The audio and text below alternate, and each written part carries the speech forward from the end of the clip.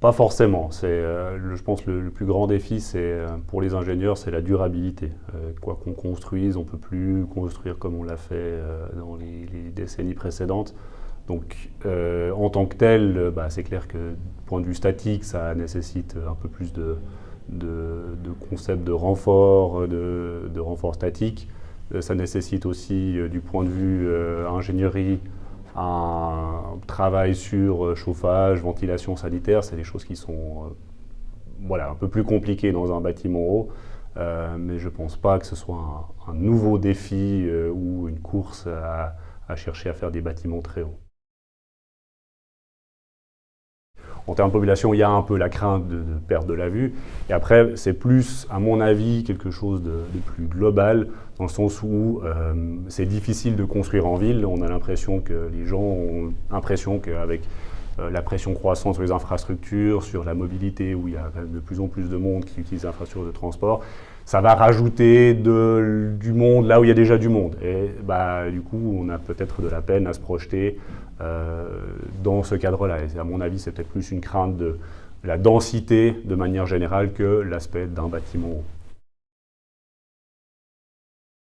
Premier défi, c'est de savoir où on veut mettre des tours, pourquoi est-ce qu'on met des tours, pourquoi est-ce qu'on construit des bâtiments hauts.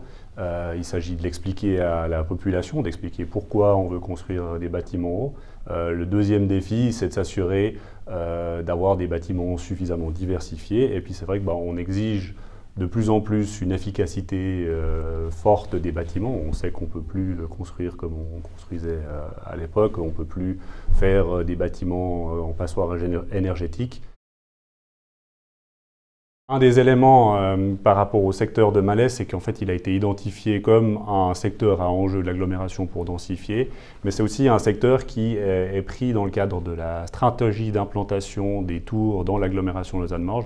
Et ce secteur-là était identifié comme un des endroits où il est opportun, où en fait l'implantation de tours se justifie. Tout ce qui est l'ordonnance sur la protection des accidents majeurs, l'OPAM, impose un certain nombre de contraintes. Et donc la grande difficulté, je pense, d'architectes, c'est pas tant le dialogue avec eux, mais c'est cette capacité à gérer l'ensemble des contraintes. Monter en hauteur tout en assurant des voies de fuite suffisantes, être suffisamment proche des voies, mais protéger les personnes qui ont d'éventuels déraillements de train ou un incendie qui pourrait se déclarer dans un bâtiment. De mon point de vue, une tour, ça dépasse les 100 mètres pour parler de tour. C'est pour ça que j'utilise souvent tour et bâtiment haut.